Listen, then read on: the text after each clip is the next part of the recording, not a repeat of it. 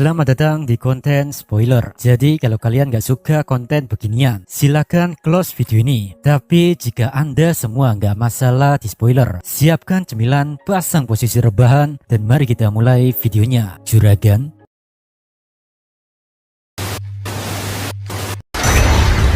Kami kembali. Yari.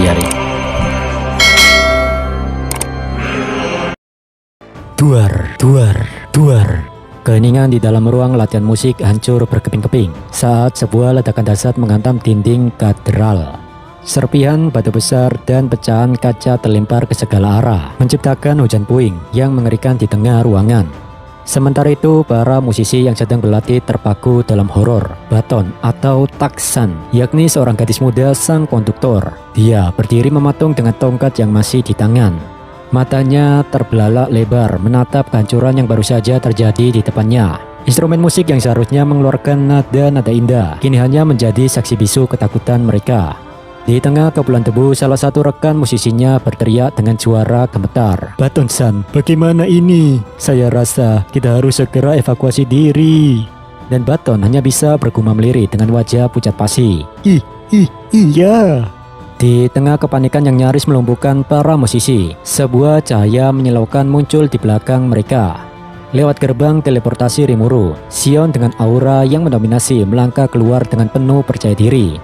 "Tidak usah panik."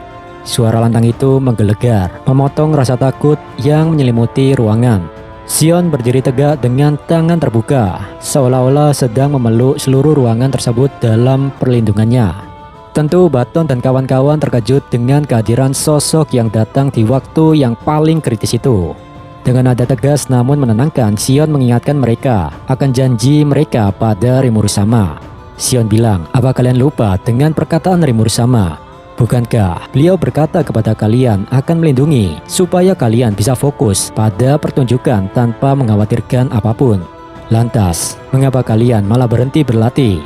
Shion tidak hanya datang untuk berpidato, dia juga menyerang musuh di sekitar sini hingga darah memercik kemana-mana.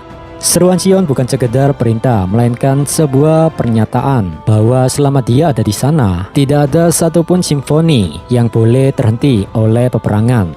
Wah, mantap bener Ning Shion ini. Melihat Shion berdiri dengan gagah di atas musuh yang baru saja dia habisi, Rimuru hanya bisa menghela nafas panjang. Dalam batinnya, dia bergumam penuh keheranan. "Shion-san, ini medan pertempuran loh. Menyuruh orang yang tidak bisa bertarung untuk jangan takut, itu tidak masuk akal." Bagi Rimuru, tuntutan Shion agar para musisi tetap tenang di tengah desing pedang adalah hal yang sangat tidak logis. Namun keajaiban justru terjadi. Nah, bukannya semakin ketakutan ya, Baton dan kelompok orkestranya justru tertegun sejenak. Bahkan salah satu dari mereka menunduk hormat dengan wajah yang masih sedikit pucat namun mulai stabil. "Maafkan kami Shion-sama, sepertinya kami sedikit terkejut," ucap mereka. Sontak Rimuru hanya bisa melongo kaget. "Nani?" Ia tidak menyangka bahwa ketegasan Shion yang cenderung memaksa justru menjadi jangkar keberanian bagi para warga sipil ini. Baton, sang konduktor muda, tiba-tiba mengangkat tongkat tinggi-tinggi ke udara. Matanya yang tadi penuh ketakutan, kini berkilat dengan tekad baru yang membara. Dengan suara lantang yang membelah kebisingan perang di luar sana, ia berseru kepada seluruh anggotanya, "Minasan, lanjutkan latihannya." Seketika, aura di dalam ruangan itu berubah total. Para pemusik mengangkat instrumen mereka dengan semangat yang meluap-luap. Mereka siap memainkan nada di tengah dentuman senjata. Asik. Sementara Rimuru hanya bisa terperangah tak percaya melihat kegigihan mereka yang baru saja bangkit. Di tengah puing-puing yang masih berserakan, Kenya dan yang lain menghampiri dan memanggil Rimuru dengan wajah cemas. Spontan MC kita menatap mereka dengan lembut namun penuh kewaspadaan, memastikan kondisi mereka. "Kalian baik-baik saja ya," ucapnya. Tanpa membuang waktu, Rimuru menoleh ke arah dua bawahan terkuatnya yang sudah bersiaga di sisinya. Dengan nada bicara yang tegas, beliau memberikan perintah langsung, "Shion, Diablo, lindungi anak-anak dan anggota orkestra." Shion menjawab dengan sigap, Baik." Sementara Diablo menunduk hormat dengan tatapan matanya yang dingin dan misterius sembari menyahut, "Dimengerti." Shion yang menyadari Rimuru akan bergerak sendirian bertanya dengan nada khawatir, "Bagaimana dengan Anda?" Sejenak MC kita menatap ke arah dinding katedral yang hancur, di mana suara riuh pertempuran di luar sana terdengar semakin jelas. Tatapan MC kita semakin tajam, memancarkan tekad yang tidak bisa diganggu-gugat. Aku ingin pertunjukan besok berjalan dengan lancar bagaimanapun caranya. Jadi aku akan menghabisi serangga pengganggu yang ada di luar katedral, ucap Rimuru. Dengan satu keputusan itu, Rimuru bersiap melangkah keluar menuju medan perang yang sebenarnya. Di luar sana, di halaman katedral yang luas telah berubah menjadi lautan baja dan teriakan. Ratusan kesatria suci terkunci dalam pertarungan hidup dan tewas, di mana denting pedang bersahutan dengan pekikan perang yang memekakkan telinga. Di sisi yang lain, Rimuru berdiri di ketinggian memandangi ironi itu. Dari posisinya terlihat jelas betapa kacaunya situasi, di mana rekan dan musuh bercampur aduk. Kondisi yang carut marut ini membuat Rimuru harus berpikir cepat, dan dia menyadari bahwa dirinya tidak bisa sembarangan melepaskan kekuatannya secara sembrono di sini. MC kita tahu serangan dahsyat memang akan menghabisi musuh, tapi resikonya mengenai kawan sendiri juga.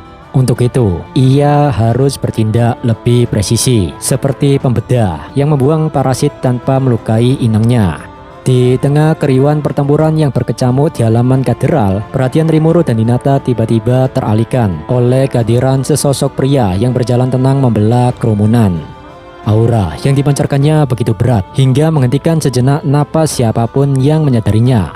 "Apakah itu dia?" tanya Rimuru. Hinata menjawab singkat dengan nada waspada. "Iya, itu dia." Sosok pria tua itu berdiri dengan sangat tenang di tengah medan perang. Dia memiliki rambut dan janggut kuning pucat tertata rapi, mengenakan setelan jas abu-abu yang elegan dengan dasi hitam yang menjuntai. Ya, sebuah penampilan yang sangat kontras dengan situasi mencekam di sekelilingnya. Namun di balik ketenangannya terpancar otoritas yang absolut dan dingin. Mari kita sambut, dialah Granbell Rousseau. Beliau bukan sekedar kakek biasa, ia adalah sosok legendaris yang memegang kendali besar di balik layar, pemimpin dari 5 tetua sekaligus kepala keluarga Rousseau. Di samping Granbell Rousseau muncul seorang gadis muda berambut pirang panjang dengan tatapan mata yang dingin dan datar. Sontak kehadiran musuh licik yang seharusnya sudah wafat, tentu hal ini seketika membuat Rimuru tersentak kaget. Di sisi yang lain, tanpa memperdulikan keterkejutan Rimuru, Granbell memberikan instruksi dingin kepada gadis tersebut. "Maria, carilah Luminas dan bawa dia kemari. Jika dia melawan, langsung habisi saja." Gadis yang dipanggil Maria itu menjawab dengan nada tanpa emosi. "Dimengerti, saya akan menjalankan perintah Anda sekarang." Sosok gadis ini tampak seperti boneka yang patuh, siap melaksanakan tugas sesulit apapun tanpa keraguan sedikitpun. Di lain sisi, Rimuru terus mengamati Maria. Meskipun wajahnya identik dengan Maria Bell, Rimuru merasakan ada sesuatu yang janggal. "Maria ya namanya. Memang sih terlihat mirip, tapi kurasa beda orang ya," gumam MC kita dalam hati. Lalu kemudian Granbell Rousseau melangkah maju dengan aura menekan. Sorot matanya yang dingin tertuju langsung pada sang penguasa Tempest. "Jadi, kau Demon Lord Rimuru ya?" ucapnya dengan suara rendah yang mengancam. Alih-alih merasa terintimidasi, Rimuru justru menarik pedangnya dengan mantap. MC kita menyadari bahwa negosiasi sudah tidak ada gunanya lagi. Apapun yang kukatakan pasti akan berakhir percuma kan? Kalau begitu, mari kita buktikan siapa yang benar dengan kekuatan, tantang Rimuru. Di sisi yang lain, kemarahan yang tertahan mulai merembes dari kata-kata Granbell. "Berani-beraninya kau menghabisi Maria Bellku," desisnya, mengungkapkan dendam pribadi yang mendalam di balik serangan besar ini. Namun alih-alih langsung menerjang, Granbell justru mengejek Rimuru. "Dasar pemula tidak tahu diri, aku akan melawanmu nanti. Jadi tunggulah sebentar, karena pemula yang lain sudah tidak sabar ingin bergabung," ucap Granbell. Dan di belakangnya Nicholas muncul dengan tangan terkatup seolah sedang berdoa. "Aku panjatkan doa kepada Tuhanku," ucap Nicholas dengan hikmat. Dan biar rampalan ciri suci itu selesai, Arnold dan Renat mengulur waktu agar Granbell tidak mengganggu Nicholas.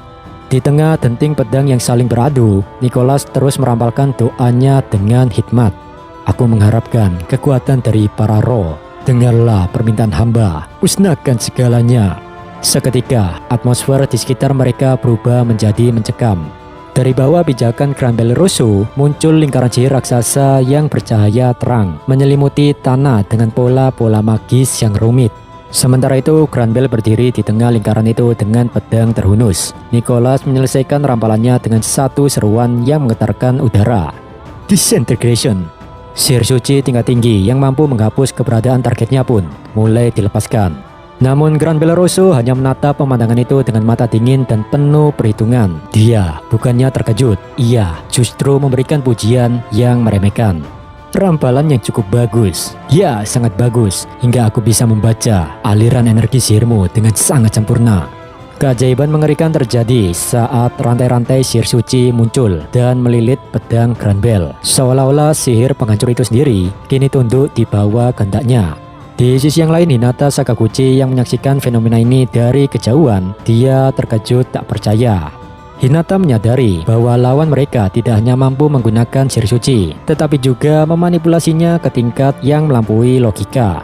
Dan saat menyadari bahaya besar yang akan segera datang dari pedang Granbell yang telah diperkuat sihir Disintegration tersebut, Hinata pun berteriak memberikan peringatan keras kepada pasukannya. Minasan, berpencar! Di saat yang sama, Granbell Rosso tidak membuang waktu. Setelah berhasil memanipulasi sihir suci tersebut dengan satu gerakan tangan yang cepat dan penuh tenaga, Granbell mengayunkan pedangnya yang telah terbungkus rantai cahaya Disintegration ke arah Hinata dan pasukannya. Dan boom! Dari mata pedang milik Granbell muncul kekuatan mengerikan yang melesat bagai kilat yang membelah medan perang. Kekuatan serangan ini begitu masif hingga menciptakan gelombang kejut yang menghancurkan struktur bangunan di sekitarnya menjadi serpian debu dan puing-puing yang berterbangan. Di bawah tekanan energi yang luar biasa, Hinata dan para kesatria suci lainnya terpaksa memasang posisi bertahan. Mereka semua tampak seperti titik-titik kecil yang berusaha melawan badai halilintar yang berniat melenyapkan eksistensi mereka. Debu membubung tinggi dan tanah bergetar hebat saat sihir penghancur itu menghantam garis pertahanan mereka, sehingga mengubah halaman katedral menjadi panggung kehancuran total.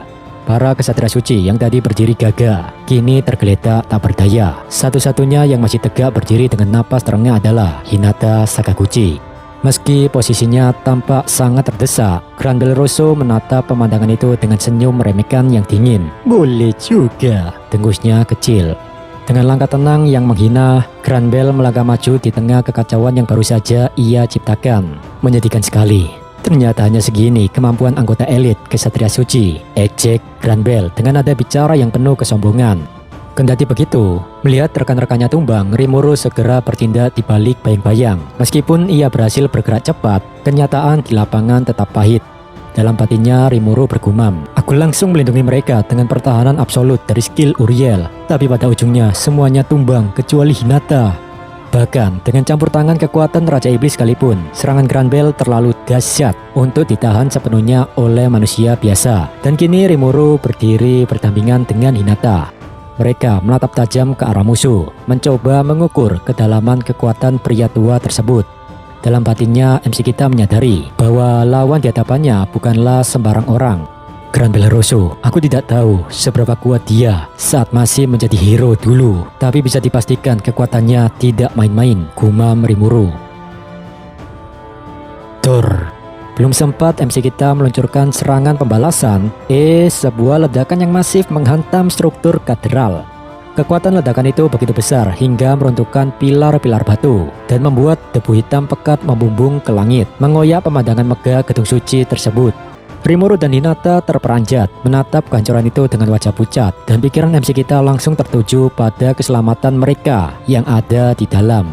Oi, orang-orang yang ada di dalam baik-baik saja kan? Gumamnya dengan penuh kecemasan. Lalu MC kita segera mengaktifkan persepsi sihir untuk mendeteksi sumber serangan dan kondisi kawan-kawannya. Di sisi yang lain, Granbell Rosso yang berdiri tenang di tengah guncangan tersebut hanya menoleh sedikit. Dia bilang, Razulia, aku memang menyuruhnya untuk menghancurkan katedral, tapi sepertinya dia terlalu bersemangat tuh. Dari balik kepulan debu dan pancaran aura yang menyesakkan, sesosok makhluk mengerikan melangkah maju. Sontak mata Rimuru terbelalak lebar, nyaris tidak percaya dengan apa yang dideteksi oleh indranya. Makhluk itu memiliki tubuh yang dipenuhi dengan organ menyerupai mata dan memancarkan tekanan energi yang begitu masif. Apa-apaan monster ini? Yang benar saja jumlah magic jewels-nya Tidak masuk akal nih, gumam MC kita. Rimuru segera menganalisis ancaman tersebut dan menyadari fakta yang menggetarkan, di mana jumlah Magic Jewels yang dimiliki monster itu bahkan melampaui gabungan energi milik Diablo dan Sion. Dari sini Rimuru yakin sosok monster bawaan Grand Bell ini berada di level yang mampu melampaui seorang Demon Lord. Di tengah situasi yang mencekam itu, Diablo dan Sion mengadang sosok monster yang bernama Razul tersebut. Walau ini bukan saatnya mengganggu konsentrasi bawaannya bertarung, akan tetapi Rimuru tetap mencoba berkomunikasi melalui telepati. MC kita bertanya dengan nada serius, "Diablo, apa kau bisa menangani monster ini?" Dengan nada bicara yang tetap sopan namun penuh percaya diri, Diablo menjawab, "Tentu saja Rimuru sama. Hanya saja, makhluk ini loh merupakan wujud sempurna dari ras langka yang disebut Injektar.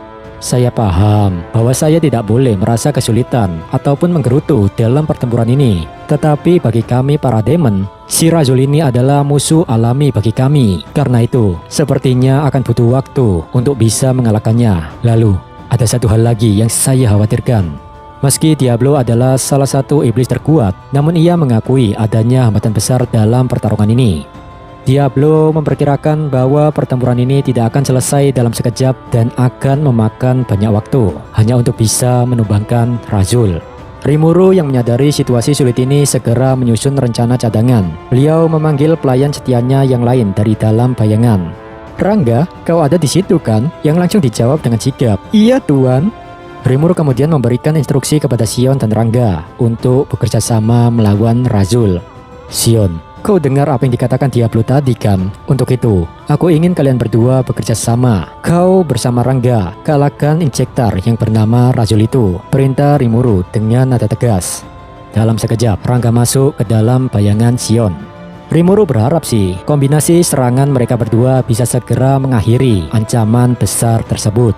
Dan tentu, Sion dan Rangga sangat bersemangat dengan tugas yang dipercayakan pada mereka. Di sisi yang lain, Rimuru mengangguk kecil, menyadari bahwa ia sendiri tidak bisa membantu mereka karena harus menghadapi sang dalang utama. Lalu, sambil tetap mengawasi Grand Bell yang berdiri tenang di hadapannya, Rimuru memberikan instruksi terakhir kepada Diablo. "Nak Diablo, segera urus hal yang kau khawatirkan terlebih dahulu."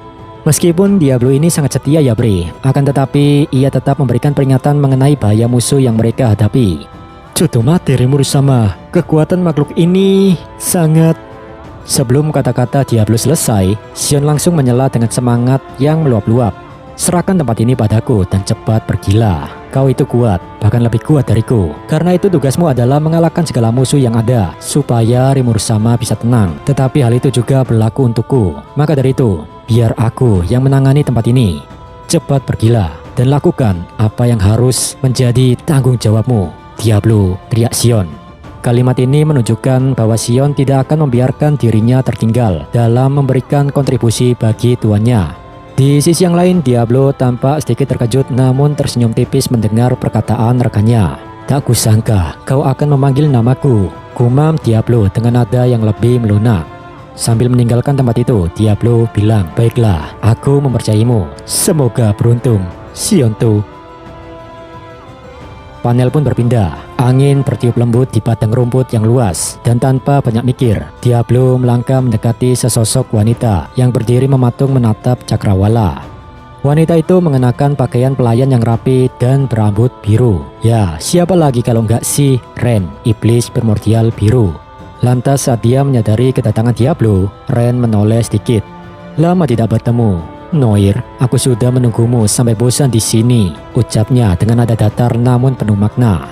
Diablo menanggapi sapaan itu dengan ketenangan khasnya.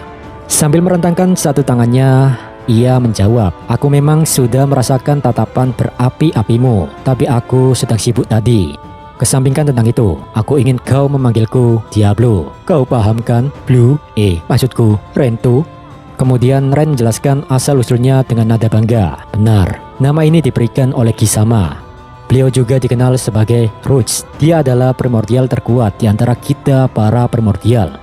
Aku berbeda denganmu, karena kau dinamai oleh Demon Lord ras rendahan itu," ucap Ren. Mendengar tuannya dihina sebagai ras rendahan, ekspresi Diablo langsung berubah. Penghinaan Ren terhadap Rimuru Tempest menjadi pematik yang membakar kesabaran Diablo. Dan dalam sekejap, aura Diablo berubah menjadi gelap dan pekat, memancarkan niat menghabisi sosok di hadapannya. Diablo memanifestasikan cakar hitamnya yang tajam dan besar, mengarahkannya tepat ke arah Ren. Dengan senyum dingin yang mengerikan dan tatapan mata yang menyala, Diablo bilang, sepertinya kau ingin lenyap dari dunia ini ya, Rento." Alih-alih merasa takut, Ren justru menunjukkan ekspresi gembira yang aneh, seolah-olah memang inilah reaksi yang ia harapkan dari rekan sesama iblis primordial. Sayangnya Bre, manganya sudah mentok sampai di sini. Kemungkinan kita harus menunggu 2 minggu lagi. Itu pun kalau dari sananya nggak hiatus.